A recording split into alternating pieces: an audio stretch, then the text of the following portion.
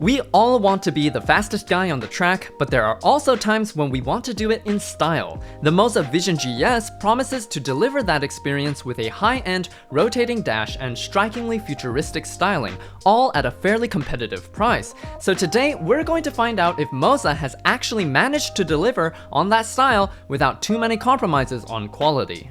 This video is brought to you by SimSportGadget.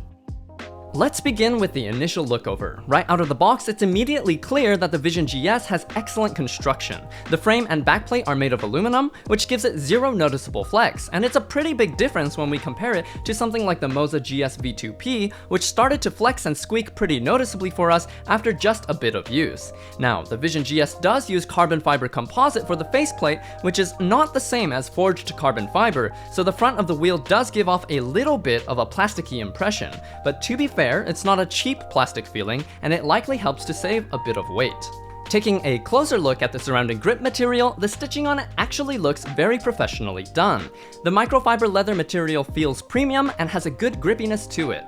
We checked on how sweaty our hands got after 2 hours of continuous use, and while we might not have the sweatiest hands, the experience was generally very good. Now, for the shifter paddles, Moza did elect to use forged carbon fiber, so they do have a premium look and feel to them, but beyond that, they also feel very good to use, though it's worth mentioning that they are on the quieter side of things if you tend to enjoy louder shifts. Moving on to the quick release, the quality is great, which is what we would expect of any NRG style QR. It's a tried and true system that's very strong with no flex. The RPM indicator lights up top also work very well and are bright and clear. But things are a little more mixed when it comes to the dials and controls. Starting with the rotary encoders on the bottom, they honestly feel a little bit cheap, especially when you compare them to the rest of the wheel's build. Moza used a light plastic here, and although they certainly work just fine and exhibit little to no looseness or sag, they feel positioned a little bit out of the way, and would have been a bit nicer overall if they were made of something like aluminum. The blue thumb encoders, on the other hand, are actually of a very nice build quality, but ergonomically speaking, we would say they are probably placed too flush to the rest of the faceplate for best comfort. Both the joysticks and buttons are very decent, but they might not stack up against the offerings of other high-end wheels. Now, to some extent, this is certainly a matter of personal taste and opinion, but we would have liked more tactile feedback on both. A bit more travel and a slightly lighter minimum pressing force would be appreciated. Interestingly enough, it's the rear buttons that gave us the best overall impression. They have great tactility and clickiness, as well as wonderful build quality, so kudos to Moza for executing very well on this relatively uncommon but very welcome feature. Alright, let's finally get to the topic you've all been waiting for, the rotating dash. It's a beautiful screen, not extremely high DPI, but it is vibrant and bright.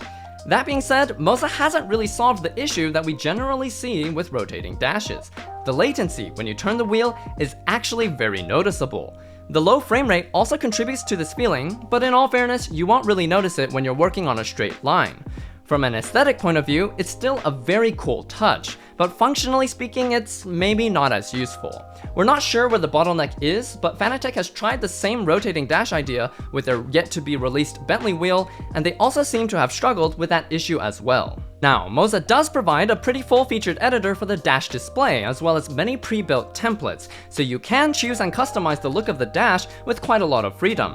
When you interact with the dash display, the screen's touch sensitivity is pretty decent. If you're familiar with the touchscreen system of the average modern road vehicle, it's somewhat similar. So, it's not the same responsivity you would get from something like an iPhone, or even the touch displays in a Tesla, for example, but it is still certainly very usable. We really do just wish that the rotational latency wasn't quite so obvious. But yeah, that about wraps it up for our review of the Moza Vision GS. It's a very cool wheel with generally excellent build quality. We love the futuristic styling, the feel of the microfiber leather grip, and the zero flex frame.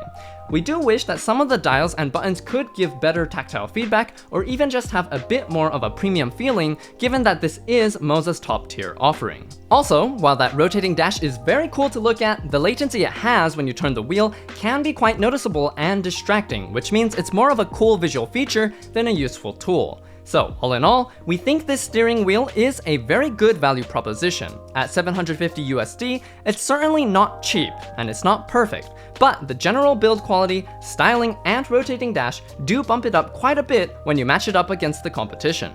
In any case, what do you think of the Moza Vision GS? Have you had a different experience with the latency of the rotating dash? Let us know in the comments down below how you feel about it. And as always, like, comment, and subscribe to the channel if you haven't already, and check out our sim racing mods and accessories at SimSportGadget.com. Thank you so much for watching the video, and I'll catch you in the next one.